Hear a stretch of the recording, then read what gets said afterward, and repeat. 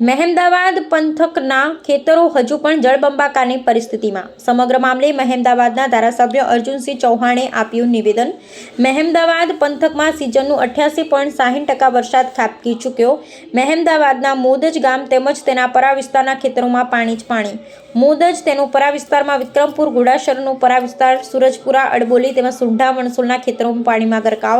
આ તમામ વિસ્તારોમાં કેનાલ અને એક્સપ્રેસ હાઈવેનું કામ થવાથી પાણી ભરાય છે. ધારાસભ્ય આ તમામ વિસ્તાર થઈ કુલ 3000 વીઘામાં પાણી ભરાય છે. ધારાસભ્ય ખેડૂત 1 વીઘા દીઠ 5 થી 7,000 રૂપિયા વાવણી પાછળ ખર્ચો કરે છે. ધારાસભ્ય આ તમામ સ્થળના ડ્રોન વિડીયો લઈ પ્રાંત અધિકારી સહિત અન્ય અધિકારીઓ સાથે મેં નિરીક્ષણ કર્યું. ધારાસભ્ય આ સમસ્યાનો કાયમી ઉકેલ આવે તે માટે સરકારમાં રજૂઆત કરી છે. ધારાસભ્ય ને હવે ઘણા વર્ષો બાદ આ સમસ્યા મામલે ચોક્કસ કામ થશે તેવી અમે ખેડૂત મિત્રોને ખાતરી આપીએ છીએ. ધારાસભ્ય CM રાઘવજી પટેલ મામલતદારને પત્ર લખી ખેડૂતોને વળતર મળી રહે તેવી માંગ કરી. ધારાસભ્ય વહેલી તકે સર્વે થાય અને સર્વેના આધારે ખેડૂતોને વળતર મળે તેવા પ્રયત્નો. ધારાસભ્ય મહેમદાવાદ વિધાનસભામાં છેલ્લા અઠવાડિયામાં જિલ્લાનો અને ગુજરાતમાં જે વધુ વરસાદ પડ્યો એમાં મહેમદાવાદ વિધાનસભામાં મોદજ, એના પરા વિસ્તાર એટલે વિક્રમપુરાથી માંડીને છેક ઘોડાસરનો પરા વિસ્તાર, સુરજપુરા, અડબોલી અને આ બાજુ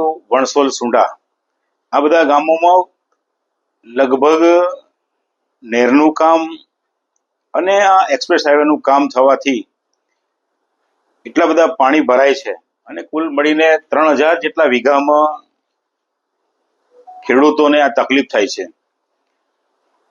ઘણી બધી મહેનત અને લાખોના ખર્ચે કુલ મળીને 1 વીઘામાં 5 થી 7,000 રૂપિયા ખર્ચો કરે છે આ ખેડૂત પરિવાર. અને પછી આ પાણી ભરાવાથી ખેતીને બહુ મોટું નુકસાન છે. કુલ મળીને નાની જમીન છે. 2 દિવસ પહેલા પ્રાંત અધિકારી શ્રી સુરજભાઈ બારોટ, અમારા મામલતદાર શ્રી, TDO શ્રી, અમારા સંગઠન પ્રમુખ, અમારા તાલુકા પંચાયતના પ્રમુખ, આ બધા સાથે મળીને ટીમ મહેમદાવાદ તરીકે આ વિસ્તારોની મુલાકાત લીધી છે અને વિશેષ ડ્રોનથી એક ચોક્કસ અંદાજ આવે, વર્ષોની આ સમસ્યાઓનો નિકાલ આવે એની માટે ડ્રોનથી પણ અમે વિઝ્યુઅલ લીધા છે અને આવનારા સમયમાં આ કાયમી ઉકેલ આવે એવું સરકારમાં અમે ગઈકાલે મેલ પણ કર્યો છે. આજે અમે વિઝ્યુઅલ પણ મેલ કરવાના છે. તો કુલ મળીને 2 દિવસથી આ ચાલે છે અને વર્ષો પછી ચોક્કસ દિશામાં આ કામ થશે એવી અમે ખેડૂત મિત્રોને પણ, ખેડૂત પરિવારોને ખાતરી આપી છે. એક્સપ્રેસ હાઈવે બન્યા પછી એક મોટો પાડો બની ગયો હોય એવું મહેમદાવાદ વિધાનસભામાં સર્જ્યું છે. આ કુલ મળીને જે તે વખતે કુદરતી પાણી એટલે વેણ રોકવાના લીધે વણસોલ અને આ બધા ગામોમાં કેટલાય એકરોમાં પાણી ભરાય છે અને પાણી સમયસર નિકાલ નહીં થવાના કારણે એ ખેતીને નુકસાન થાય છે, જનજીવનને નુકસાન થાય છે, સ્કૂલોના રસ્તા બંધ થાય છે, રસ્તા તૂટી જાય છે. આ બધી સમસ્યાઓ જન્મ આવી છે. સાહેબ, જે ખેડૂત મિત્રોને નુકસાન થયું છે એના વળતર માટે તમે કોઈ પત્ર લખ્યો?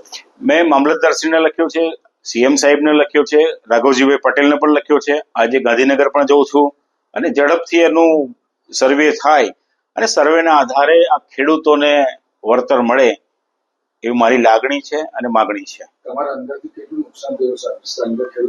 હવે કુલ મળીને ખેતીવાડી અધિકારીઓનો આ વિષય છે, પણ એકાદ વીઘામાં જોઈએ તો 5 થી 7,000 નું નુકસાન થયું હોય તો આ 3,3500 વીઘામાં આ નુકસાન છે.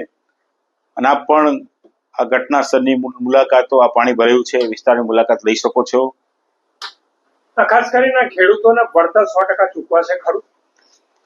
એક ગઈકાલે મેં વાત કરી ખેતીવાડી અધિકારી અને કલેક્ટરશ્રીને, તો ડાંગરની ખેતી છે તો 4-5 દિવસમાં, અઠવાડિયામાં આ પાણીનો નિકાલ થાય તો એનો નુકસાન ઓછું થાય છે. પણ કુલ મળી નુકસાન છે જ. ડાંગરનું રોપણી થયા પછી 4-5 દિવસમાં જ્યાં થયું તો ડાંગર બિલકુલ દેખાતી નથી. તેને સૂર્યપ્રકાશના દર્શન ના થાય, સૂર્ય ભગવાનના દર્શન ના થાય, સ્વાભાવિક રીતે કોઈ પણ વનસ્પતિ અને માણસનું જીવન શક્ય નથી. એટલે નુકસાન તો છે જ, પણ કેટલું પ્રમાણમાં થાય એ અધિકારીઓ નક્કી કરશે એવું કલેક્ટરશ્રીનું કહેવું છે. અધિકારીઓને શું કહેશો આ બાબતે? કુલ મળીને આ નુકસાન વર્ષોથી થઈ રહ્યું છે, પણ આ વખતે એના નુકસાનનું વળતર મળે અને કાયમી નિકાલ થાય આ પાણીનો, કુદરતી રીતે થાય એવી અમારી લાગણી છે, અમારી માગણી છે.